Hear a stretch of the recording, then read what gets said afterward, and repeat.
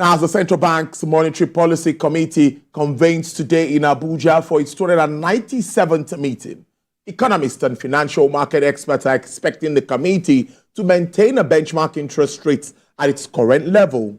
The September MPC meeting is chaired by the Apex Bank's governor, of course, Mr. Olayemi Cardoso, and will span for today and tomorrow, where the outcome will be made available to the public. With me on the show to start the week is the Director of Research and Strategy with Chapel Hill, Durham, Mr. Tajudeen Ibrahim. Good afternoon. It's great to start the week with you. Good afternoon. Thank you so much for having me on the show today. Yes, I think it's right for me to start this way. Analysts are anticipating that the central bank monetary policy would likely shift its hawkish stance on the benchmark interest rate as members begin this two-day meeting. Mr. Taj, are you aligning your thoughts with this, or what is what has been your own outlook from Chapel Hill, and what do you think generally might happen after this two-day meeting? So I think what we most likely are going to see at the monetary policy meeting that started today is that we most likely are going to see the Monetary Policy Committee of the CBN holding all the monetary policy parameters constant.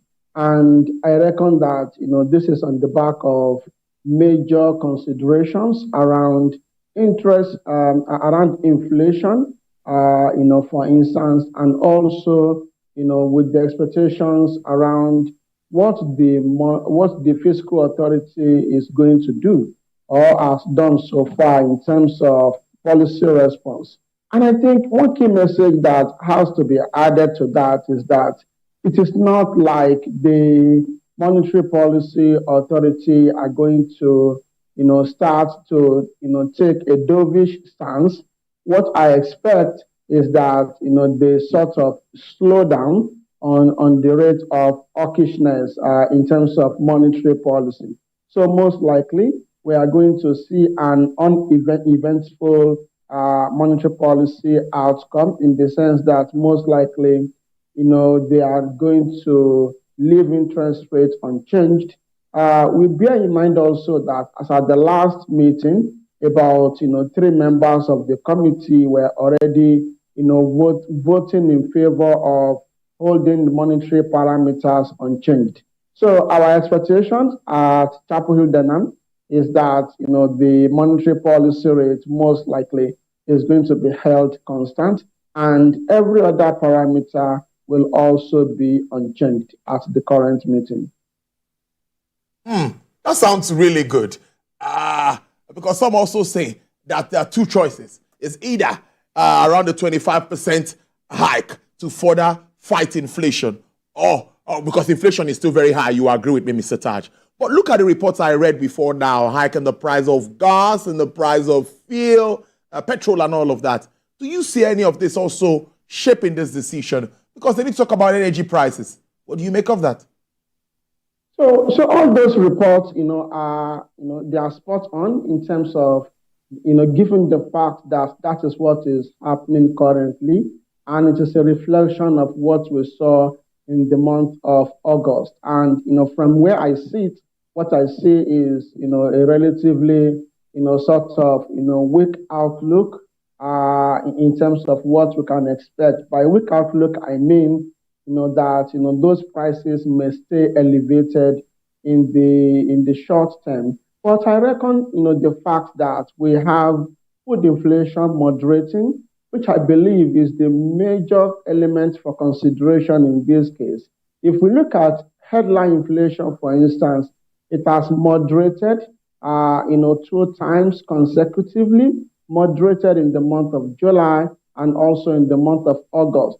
Not only is the month-on-month inflation moderating, but the yearly inflation is also moderating. I think this development calls for the Monetary Policy Authority to consider holding interest rates unchanged to see how this inflation, which is what we have seen for 2 consecutive months, to see how it plays out over the next couple of months before they begin to have a change of mind around interest rate direction.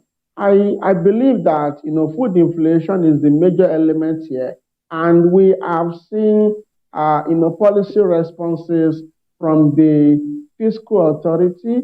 There are two key responses for consideration in my view. The first one is around the 150-day duty-free window in terms of selected food items that can be imported duty-free for a 150-day period.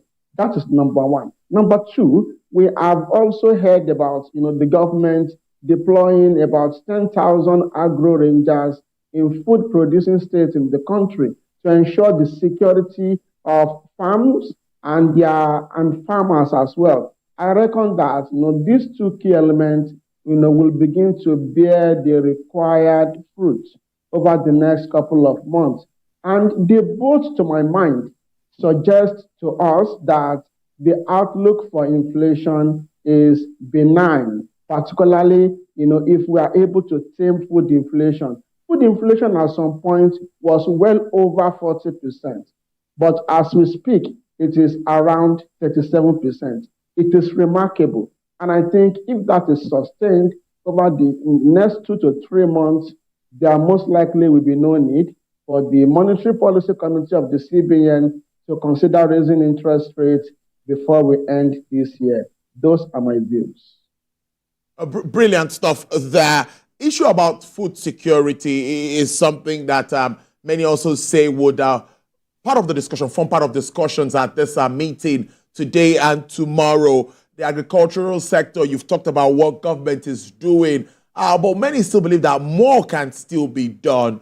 Do you also think that we need those sort of interventions from the CBN? We've seen fertilizer coming for the agricultural space. But what more, let's look at for the short to medium term, what sort of monetary policies are you faking that we would stay with, that will make us get to where we expect to, or get to considering the reforms being undertaken by government? I think one major thing that the government has to divert its attention to, or let me say focus on, is what the activities of the middlemen when it comes to farm produce, because there are news flows that middlemen that buy from the farmers, some of them are exporting to neighboring countries. So when you export locally produced foods to neighboring countries, what you are doing as middlemen is that you are reducing the availability of locally produced food in Nigeria. Number two, you are preparing the foundation for Nigerians to buy food items at relatively high prices. Will these middlemen stop on their own? I think no. So there is need for the government to intervene in this regard to ensure that that act is discouraged, and they take the necessary steps to ensure that farmers are able to reap the benefits or the profits of their output, and also Nigerians are able to buy those food items at relatively affordable prices. Instead of buying them when they are imported at elevated prices, or buying them at expensive prices because the supply is much below demand. The second thing I reckon I should mention also is the activity of development finance institutions such as the Bank of Industry.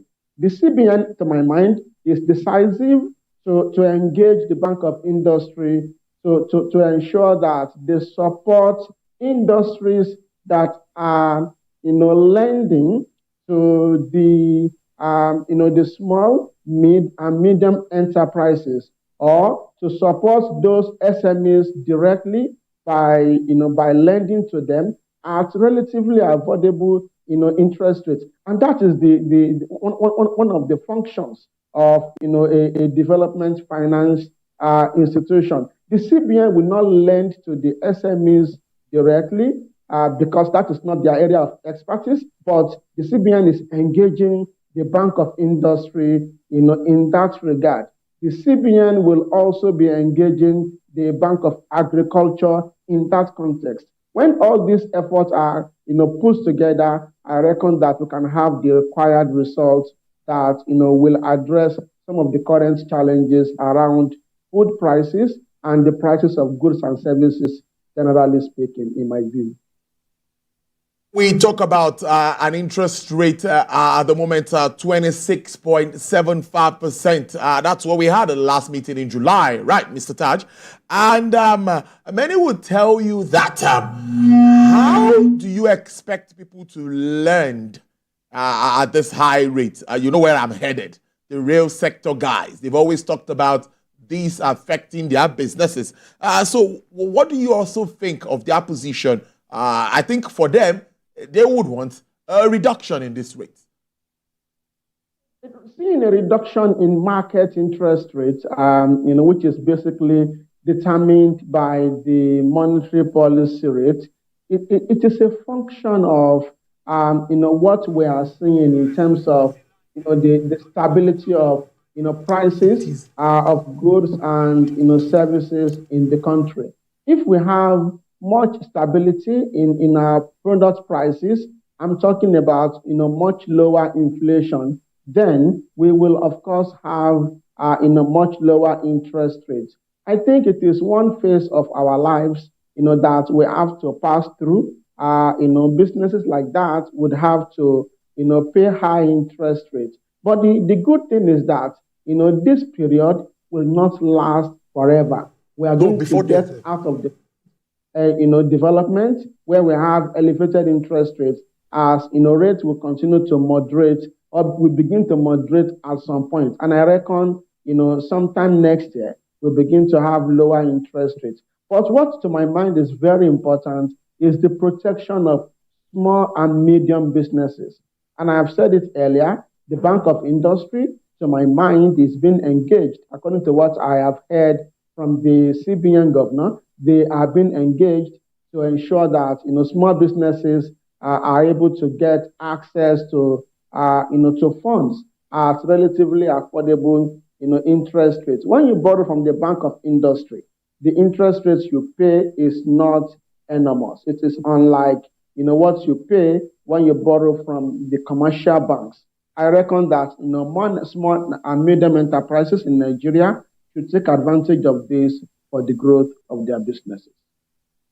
And you know that we obviously must talk about the price of petrol and what we've been expecting, because we've discussed on this show about the Dangote refinery coming on stream, addressing all of these issues on the downstream and all of that. But as of today, we are still waiting for October 1st, where many say that's when the Naira to crude transaction and all of that will begin. And some analysts will still tell you, but this might not necessarily impact on pricing. I'm looking at this vis-a-vis impact on inflation.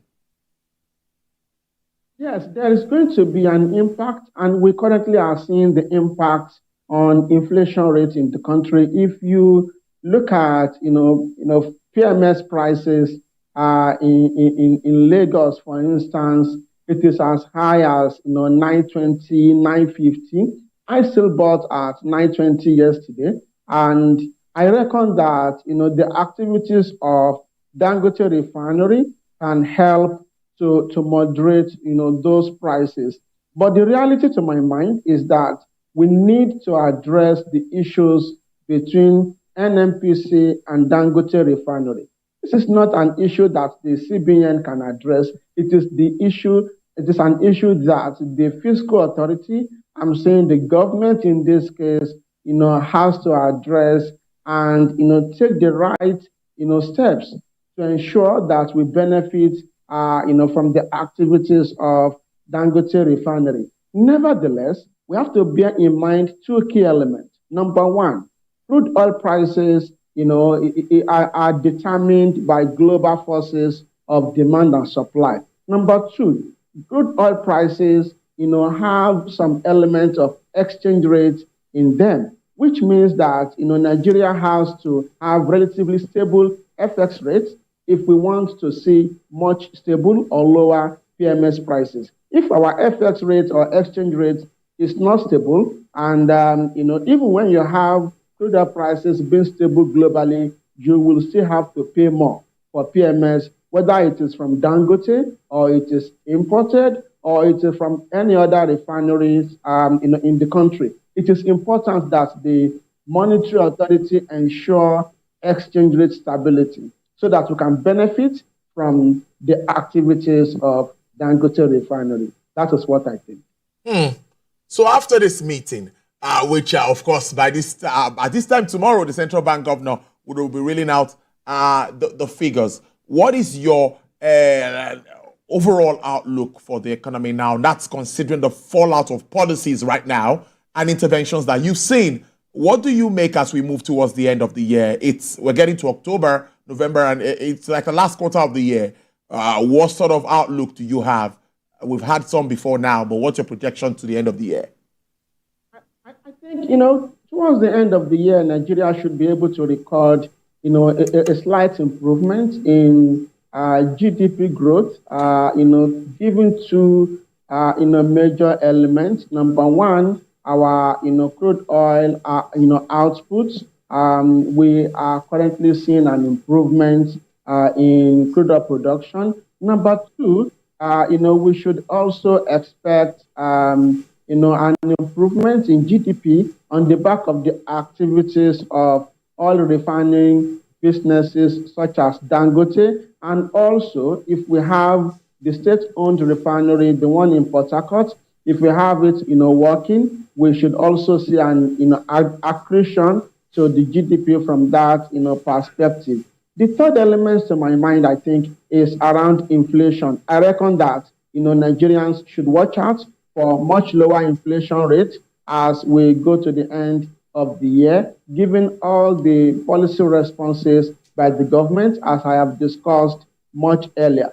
The final element, which is the fourth element to my mind, is broadly stable or an improvement in our exchange rate. We are going to most likely see more inflows in terms of US dollars into the economy, and I reckon that can help us to stabilize our exchange rates. All those elements, to my view, are positive. Nevertheless, there are downside risks, such as unresolved issues around NMPC and Dangote refinery.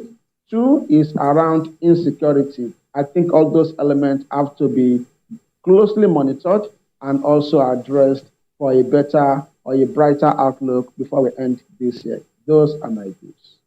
Mr. Tajudeen Ibrahim, Director, Research and Strategy, Chapel Hill, Denham. Thank you so very much for joining the program. We appreciate your time. Do enjoy the rest of your day. Thank you for having me on.